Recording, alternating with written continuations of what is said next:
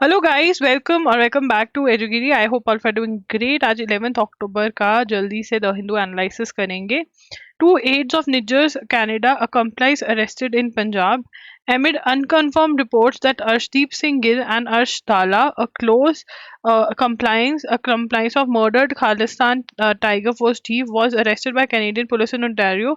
His two alleged aides were arrested in Punjab on Sunday for killing the Sikh activist Singh Hari now in Faridkot last month. तो अब ये ना इतनी ज्यादा important नहीं है कि इनसे रिलेटेड जो लोग हैं वो अरेस्ट करे गए। अगर ये ज्यादा ही डिस्कस हुआ तो फिर हम नोट करेंगे, नहीं तो इसमें से हमारा क्वेश्चन कोई भी टाइप का नहीं निकलता है। The entitlement of religious and linguistic minorities to constitutional protection in India often gives rise to questions about how an institution's minority character is determined. अब यहाँ पे जो AMU वाला जो क्वेश्चन है जो रेफर करा गया है कि डिसाइड करो कि ये माइनॉरिटी है या नहीं, उसके बारे में बात कर रहे हैं और कह रहे हैं कि इंडियन कॉन्स्टिट्यूशन जो है वो माइनॉरिटीज को राइट्स देती है बहुत सारी, पर उनकी लिमिटेशंस क्या है, क्या करेक्टरिस्टिक है, ये ज़्यादा डिफाइन नहीं हो पाया। माइनॉरिटी कौन होती है? जो लेस इन नंबर है एक कंट्री में। इंडिया में हिंदूज मेजोरिटी में, माइनॉरिटी में सिख्स, मुस्लिम्स, ये सब क्रिश्चियंस ये माइनॉरिटी में है। तो एएमयू वाला क्वेश्चन जो है वो डिस्कस कर रहे हैं। ठीक है, अब एएमयू के बारे में बता रहे हैं कि एएमयू है क्या। तो बैकग्राउंड ऑफ एएमयू बता रहे हैं। Background of AMU, that is Aligarh Muslim University, बता रहे हैं वो क्या है। Established by sir Syed Ahmad Khan in 1875 as a teaching college for the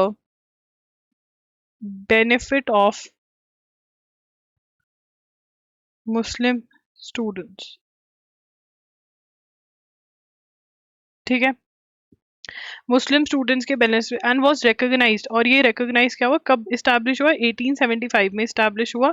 sir Syed Ahmad नाम सैयद खान ने इसको इस्टेब्लिश किया एंड टीचिंग कॉलेज की तरह बेनिफिट्स ऑफ मुस्लिम्स के लिए ये किया। ठीक है, उसके बाद इसको रिकॉग्नाइज कब किया गया? ठीक है ना, वॉज रिकॉग्नाइज लिखेंगे, was recognized as a university by an act of central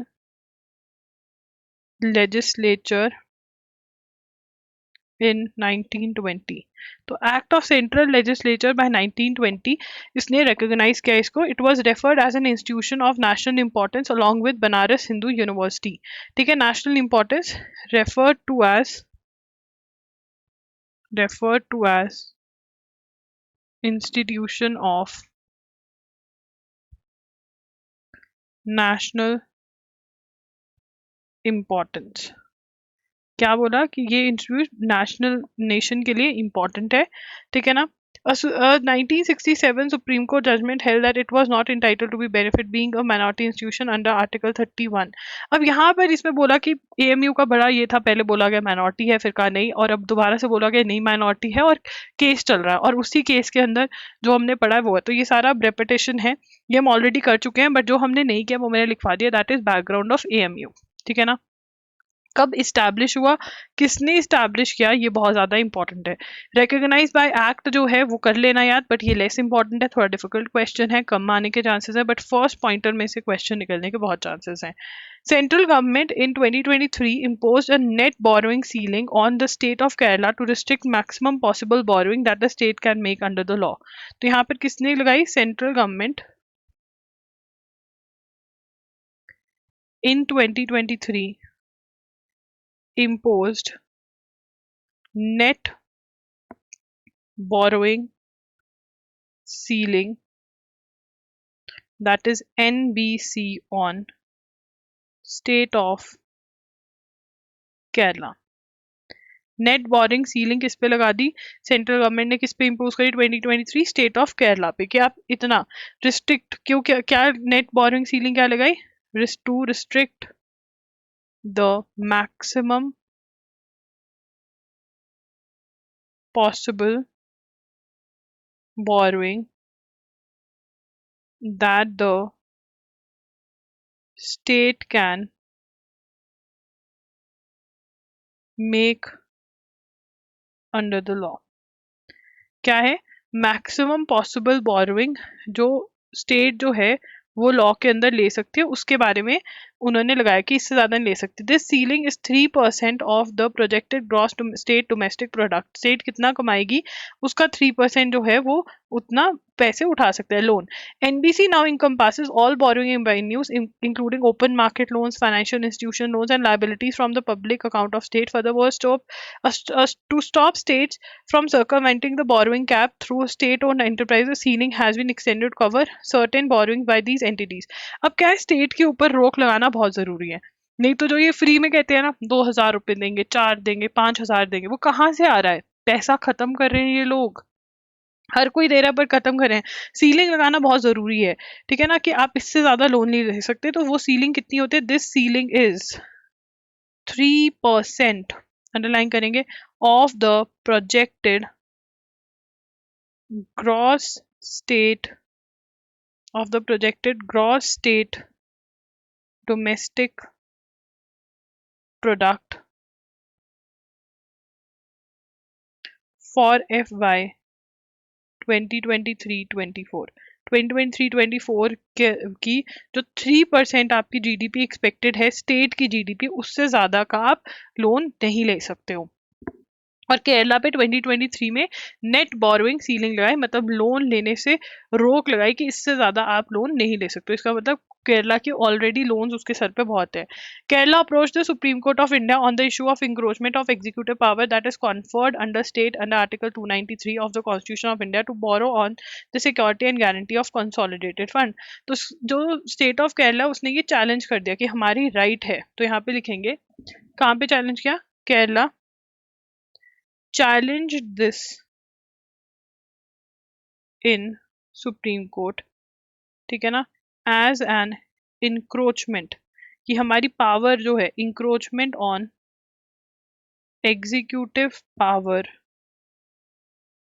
that is conferred on the state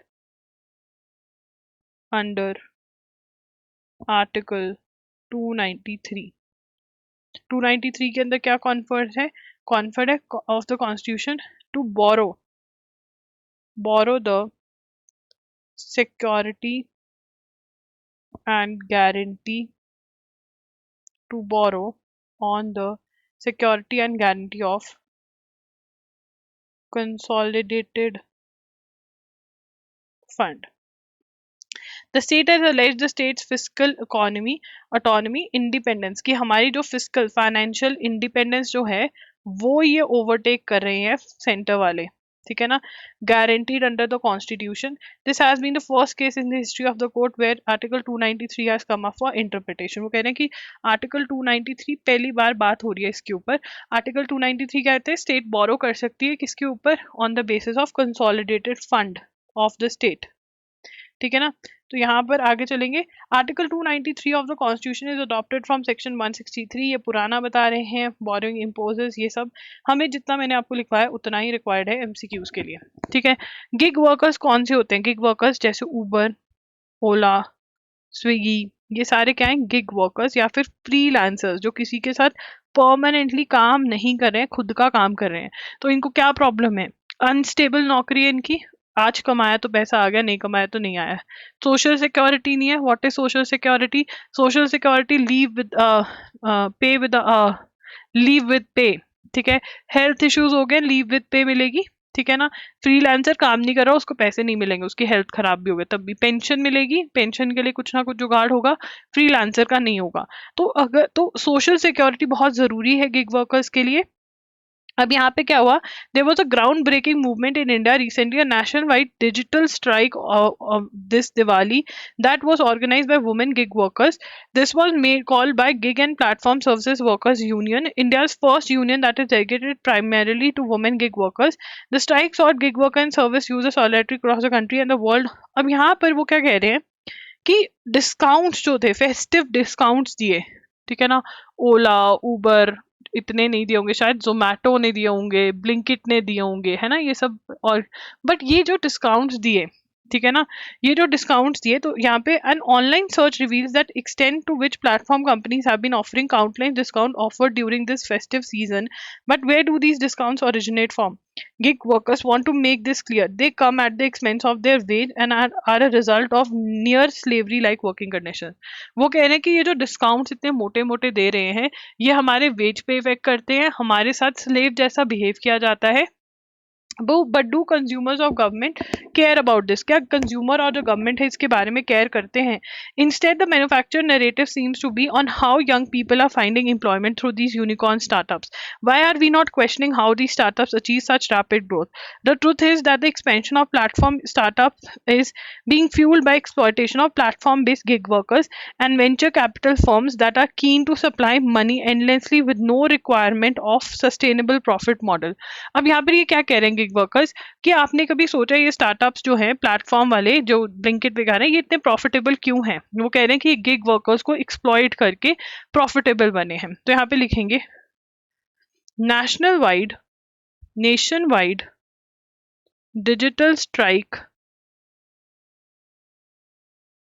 was organized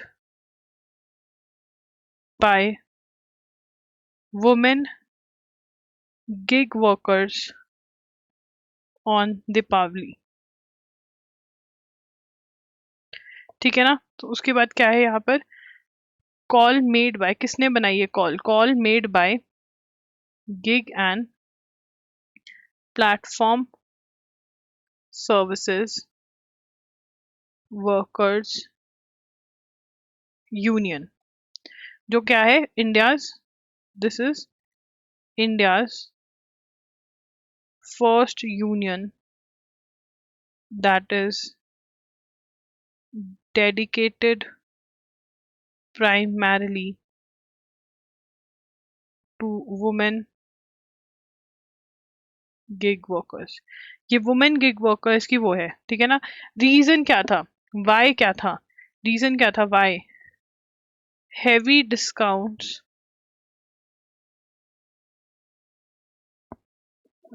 on the heavy discounts at the expense of their wages and slavery like treatment.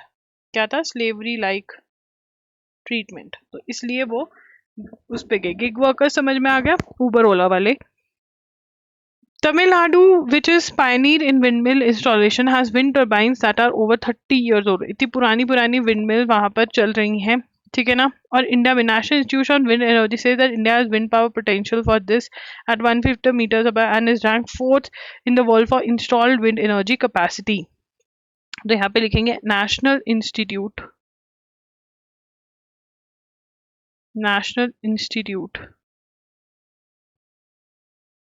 of wind energy NIWE क्या कहती है? India is ranked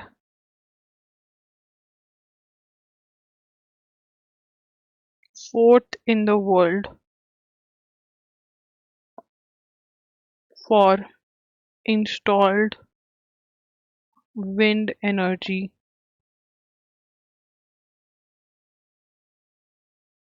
capacity. किसकी बात कर रहे हैं? Installed wind energy capacity में India कौन से रैंक पे आता है? फोर्थ। कैपेसिटी कितनी है? इंडिया हैज अ पोटेंशियल कितनी? 1160.86 गीगावाट की पोटेंशियल है। अब ये जो है, अगर कोई यहाँ पर NL60 या AIAT का बच्चा बैठा है, वो नोट कर सकता है ये फैक्ट, और अपने क्लाइमेट चेंज के उसके अंदर सुजेशंस में इस फैक्ट को यूज कर सकता है कि इस पोटेंशियल को पूरा अचीव करने की कोशिश करनी चाहिए। ठीक है। What is the status of NEPs implemented in Orissa? NEP क्या है? नेशनल एजुकेशन पॉलिसी जो है Orissa announced to roll out of national, तो क्या कह रहे हैं? What is the status of NEP? अब यहाँ पे to roll out of the national education policy 2020 in higher education sector. ठीक है, तो क्या करेंगे, न्यू करिकुलम आएगा, all government universities under graduate students now enroll for 4 year course instead of 3 years course. Additionally to increase employability of students 112 multi disciplinary course, तो ये adopt करें। National education policy क्या है, ठीक है ना, reforms changes in the education system. ठीक है, बस इतना नोट करना, उड़ीसा ने ये करा है अडॉप्ट। उसके बाद आगे चलेंगे, France evaluating India's Pinaka rocket system for its use. ठीक है, फ्रांस इज कंसिडरिंग, सोच रहा है कि बाय कर लें, is considering to buy India's Pinaka multi barrel rocket launch, that is MBRL system for its requirement and is soon to carry out a detailed evaluation of the system. Indians अब ये बहुत ही बड़ी बात है कि पिनाका हमसे खरीदने का। पिनाका क्या है, Pinaka is a barrel rocket launch system, rocket launch करने की जो सिस्टम है वो है। France has announce plans to replace M270 lance rocket यूनिटेयर रॉकेट सिस्टम्स इन सर्विस। ठीक है, उसके बाद यहाँ पे Pinaka MK1 has range of, ये अब हमें पिनाका के बारे में हम लिख रहे हैं, पिनाका क्या रेंज है उसकी, MK1 has a range of 38 kilometre. कितने की रेंज है, 38 किलोमीटर की। It can fire a variety of ammunitions. ठीक है, several extended range ammunition can fire variety of ammunition. Trials for guided extended range Pinaka rockets are in the final stages which have now increased। तो final stage 75 kilometre की range भी इसकी कर देंगे ये लोग। ये बोल रहे हैं गाइडेड एक्सटेंडेड रेंज वाले पिनाका भी आ रहे हैं, बट अभी की जो रेंज है वो 38 किलोमीटर है। कौन सोच रहा है खरीदने का, फ्रांस खरीद रहे हैं। पिनाका क्या है, रॉकेट लॉन्च सिस्टम है। ठीक है ना, पिंक के आगे पिंक लिखेंगे, इसमें ए डाल दिया तो पिनाका बन गया। ठीक है, आगे चलेंगे, justice Sanjiv Khanna to be sworn as 51st chief justice of India. ठीक है, तो ये हम ऑलरेडी लिख चुके हैं, ये वो जज हैं जिन्होंने इलेक्टोरल बॉन्ड्स को खत्म करा, 370 खत्म किया, क्वेश्चन नहीं आएगा। प्रेसिडेंट जो है एडमिनिस्टर करेंगे ओथ, तो यहाँ पर ये लिख लेते हैं, justice Sanjiv Khanna becomes 51st CGI chief justice of India. ठीक है ना, और कौन ओथ देगा, oath administered by president of India. ठीक है ना, तो ये है जस्टिस संजीव खन्ना। संजीव तो बहुत लोगों का नाम होता है, ठीक है ना, खन्ना भी बहुत लोगों की सरनेम होती है, तो बहुत ही इजी है। ठीक है, तो guys that's I think it, नहीं सॉरी, मुझे लगा यही है। China Indonesia sign deal worth 10 billion on green energy tech. China Indonesia sign deal worth $10 billion at the Indonesia China business forum. ठीक है, फूड इसमें ये लिख लेते हैं, China and Indonesia signed deals worth $10 billion at Indonesia China business forum. बहुत ही कम एक्सपेक्टेड है, बट फिर भी याद रखना किसने साइन करी है, चाइना और इंडोनेशिया ने। So guys that's it. अगर आपको ये वीडियो अच्छी लगी तो कमेंट कर देना। आज अक्टूबर के MCQs जो हैं वो लॉन्च हो जाएंगे, तो अगर आप इंटरेस्टेड हैं बाय करने में तो कर लेना, लिंक आपको डिस्क्रिप्शन बॉक्स में मिल जाएगा। और हाँ, कौन कौन चाहता है कि नवंबर का वन शॉट्स का फर्स्ट पार्ट जो है वो अभी डाल दिया जाए। अगर कोई बच्चा है जो क्लैट एलेट या स्लैट वाला जो है जो चाहता है कि जल्दी से डल जाए, तो कमेंट कर देना, नवंबर पार्ट 1 भी डाल दूंगे। अक्टूबर का आपका पार्ट 2 डल चुका है वन शॉट्स का, पार्ट 3 और 4 बहुत ही जल्द आ जाएंगे। ठीक है, thank you for watching, bye bye, take care and yes, analysis छोटे मैं नहीं कर रही हूँ, जब न्यूज़ ही नहीं है तो क्या करूँ, व्यूज़ के लिए बढ़ा दूँ, कुछ भी बढ़ा दूँ, ऐसे नहीं करूंगी मैं। जब बड़ा होता है तब भी तुम रोते हो, छोटा होता है तब भी रोते हो, खुश रहो यार, अभी नहीं है न्यूज़, जितनी है उतनी करवा दी है, नोट्स बनाओ और पिछला रिवाइज करो। ठीक है, अगर रिविजन खुद से नहीं हो रही है तो वन शॉट्स खरीद के उनमें से रिवाइज कर लो। रिविजन बहुत अच्छी हो गई है, देखना है कि आता है या नहीं है, एमसीक्यूज बाय कर लो, अटेम्प्ट कर लो, लिंक डिस्क्रिप्शन बॉक्स में है। बाय।